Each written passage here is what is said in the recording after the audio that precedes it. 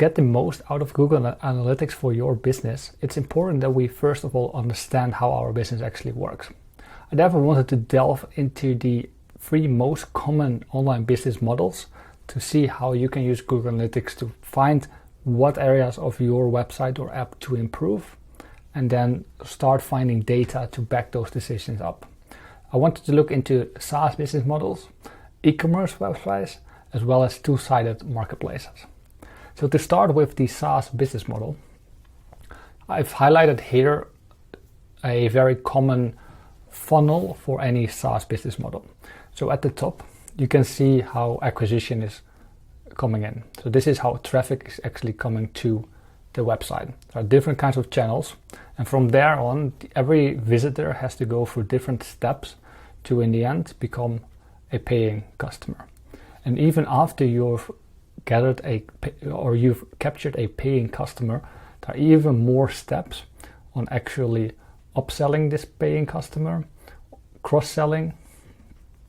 So a lot of steps to go through, a lot of actions for a user to take. They might not even happen in the same session. They might happen across multiple days, multiple different web sessions. So the first step to get the most out of Google Analytics would be to narrow down this business model, this sales funnel for your particular website. So what are the steps a user has to go through, and where is the biggest drop-off? Is it that a visitor doesn't start a trial? Is it that a visitor doesn't fill in their payment details? We kind of have to narrow down and figure out where is our weakest spot, where can we find the biggest opportunities to improve. So with Google Analytics, we're actually able to do this step by step and figure out where our users actually struggle the most. This isn't only applicable for SaaS business models, this is the same for e-commerce business models. So if we, for instance, look at the e-commerce business funnel, we see that it's a bit more simplistic than the SaaS model, but it's very similar, in which traffic is coming in, and we want to know from Google Analytics what channel is actually the most productive for us. From there on, we kind of want to know what happens to those visitors until they become a customer. So what steps do they go through?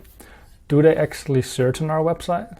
Do they add those products to their carts, or don't they? Is this the biggest drop-off? Or do they actually add a lot of carts, but they never really sign up as a user, or they never really fill in their payment details? And then even if they are a customer, an important part of e-commerce is to invite others. So how can we track whether our current users are bringing in even more users? So again, with Google Analytics, we're able to pinpoint all these different steps and figure out where the largest drop-off is. And that's usually the first place to start optimizing. If we then look into the two-sided marketplaces, it's becoming even more complex, because here you don't even have one funnel. You have a site that is just for the customers, but similarly, you're also trying to sign up suppliers. So you have 2 different funnels that you're trying to optimize for. And this is why two-sided marketplaces are general very, very hard to grow, to get very big. It's usually a winner takes all scenario. But again, underneath those 2 sides, we kind of see the same thing.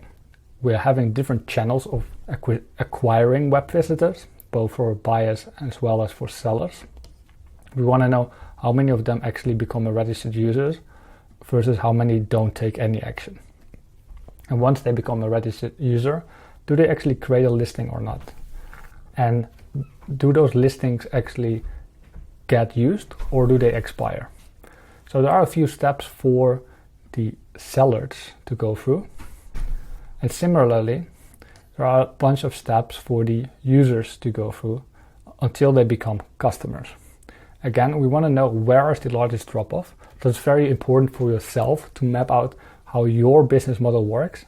You can use those 3 templates if you're either a SaaS, e-commerce, or marketplace.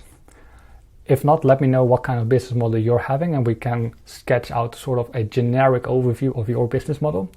But if you're using any of those, You might still have different ways of how you're trying to guide users through your website. But whatever it is, you want to map out all those steps and figure out where is the largest drop-off, where is the biggest opportunity. So the next videos we're going to show how you can actually set up this in analytics and where you can find this data already.